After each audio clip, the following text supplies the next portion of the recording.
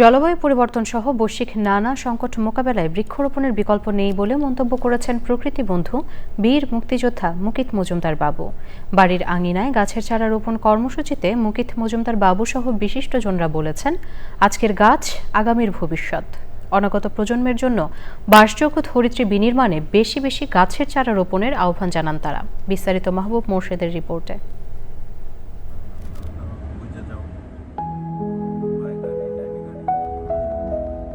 ফরিদপুরের ভাঙ্গা উপজেলার খাড়ুয়া ইউনিয়নের চৌকিঘাটা গ্রাম। এখানকার বসতবাড়িতে ফলদ, বনজ ও ঔষধি গাছের চারা রোপণের মধ্য দিয়ে শুরু হয় বাড়ির আঙিনায় গাছের চারা রোপণ কর্মসূচি। পরে সংক্ষিপ্ত সমাবেশ। সবুজ হোক পৃথিবী, সুন্দর হবে আগামী স্লোগানে কর্মসূচিতে যৌথ আয়োজনে যুক্ত ছিল প্রকৃতি ও জীবন foundation, society for Asian circular innovation এবং কৃষি অধিদপ্তর। পরিবেশ ও প্রতিবেশ রক্ষায় বৃক্ষরোপণের গুরুত্ব তুলে ধরেন বক্তারা। এই গাছটির যত্ন করে বড় করার মহান দায়িত্ব আপনাদের হাতে। একটা গাছ লাগান, যে অক্সিজেনটা দিবে এই অক্সিজেনটা সবাই ভোগ করবে।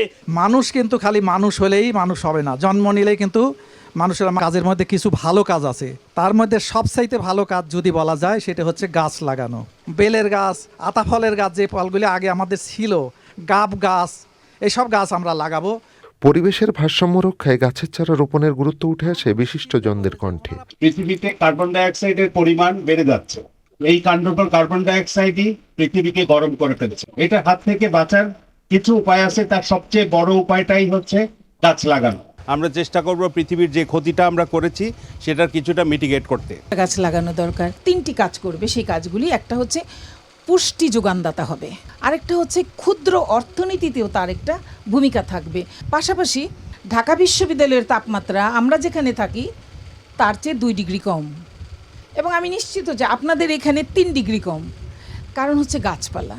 জলবায়ু পরিবর্তনের নেতিবাচক প্রভাব মোকাবেলা এবং বৈশ্বিক তাপমাত্রা সহনীয় রাখতে দেশজুড়ে সবুজ বেষ্টনী গড়ে তোলার আহ্বান জানান প্রকৃতি ও জীবন ফাউন্ডেশনের চেয়ারম্যান প্রকৃতি বন্ধু বীর মুক্তিযোদ্ধা মুকিত মজুমদার বাবু। বাড়ির আঙিনায় বৃক্ষরোপণ, এটা কিন্তু এটা খুবই একটা ভালো উদ্যোগ।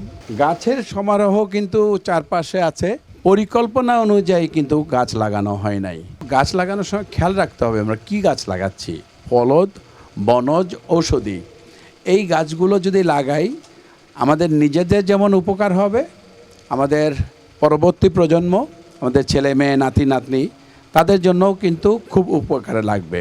একটি পূর্ণ বয়স্ক গাছ 10 জন মানুষকে অক্সিজেন দিচ্ছে সারা বছর ধরে। এই বায়ু দূষণকে সেটাকে কিন্তু শুষে নিচ্ছে এই গাছগুলো। আর গাছের মধ্যে থাকলে জীবনও কিন্তু সুন্দর হয়। সবুজ কিন্তু আমাদের চোখকে ভালো রাখে, আমাদের শরীরকে ভালো রাখে এবং আমাদের বেড়ে উঠতে সাহায্য করে, মানসিক চাপ কমায়।